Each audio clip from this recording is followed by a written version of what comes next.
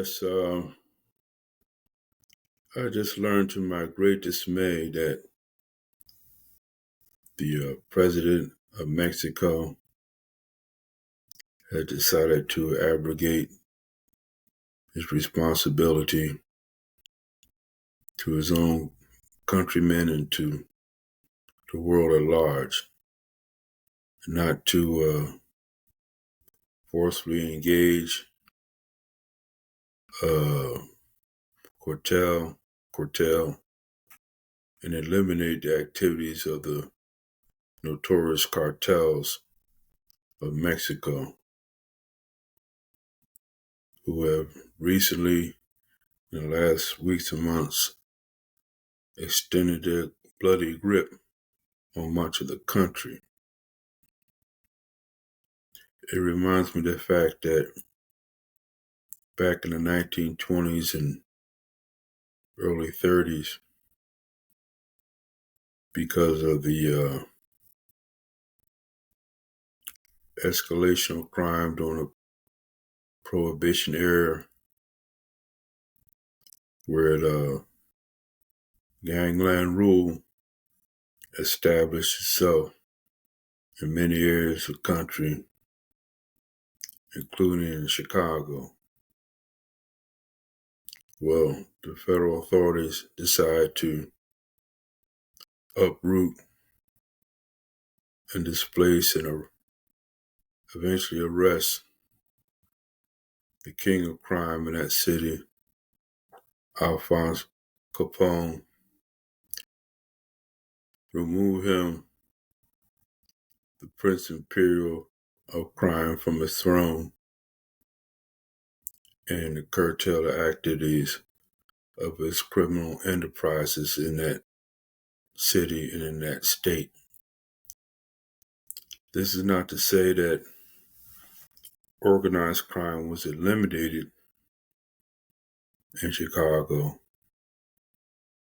but after the arrest of Mr. Capone, organized crime never presented the threat it posed to the civil and municipal and state authority as it did during his reign. Now, I think the government of Mexico could learn from that, or should learn, because if these criminal organizations are allowed to span and thrive unmolested and untouched, they'll reap their murderous grip on every facet of society, a cancer who will spread and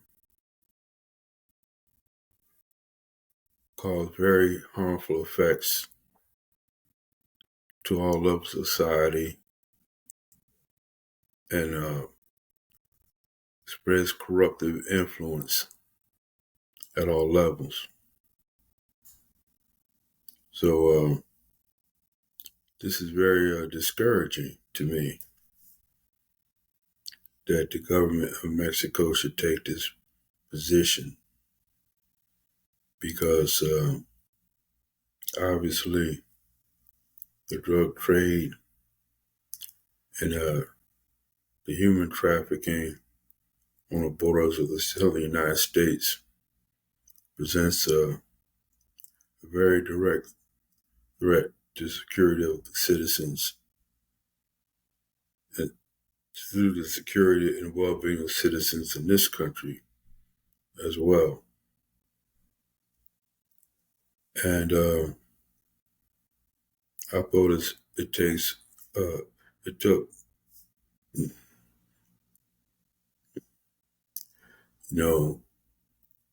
me a while to decide to come to make a podcast on the subject, because this is a little bit out of my bailiwick.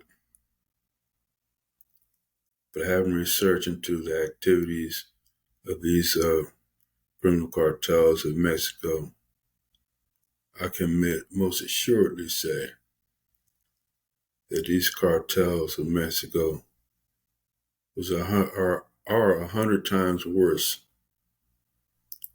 than Al Capone's organization and like organizations have ever aspired to be.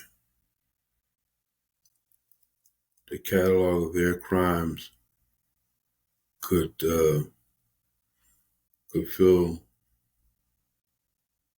the shelves of several libraries and still have enough room. And there's no limit to the viciousness and brutality that they are capable of. So this president of Mexico seems to have abrogated, reneged on his oath of securing the public safety of the citizens. I think the citizens of Mexico should probably take a hard look on electing another individual in the near future who take up their cause and promote their rights and their well-being and their right to be in safety and security.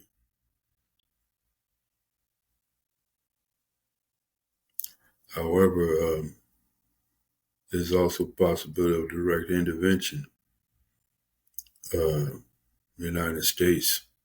Some individuals on the Republican side have called so. However, I do not see that on the horizon as of yet.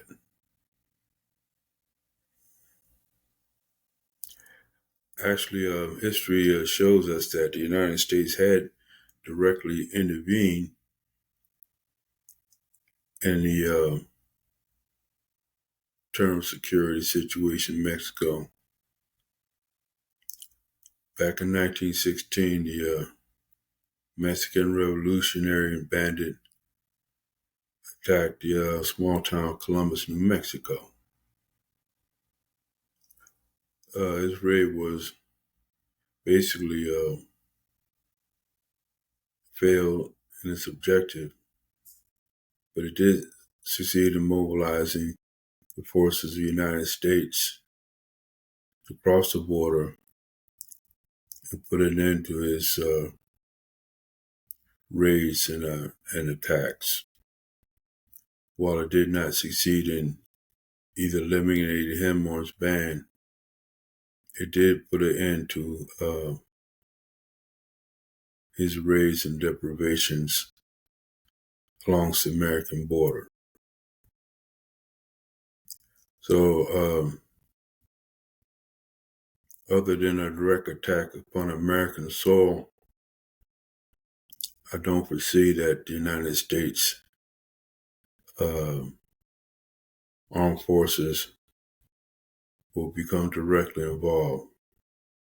But I do not preclude the possibility that they would or do or should if that occasion arises, as a situation I mentioned before, those many years ago.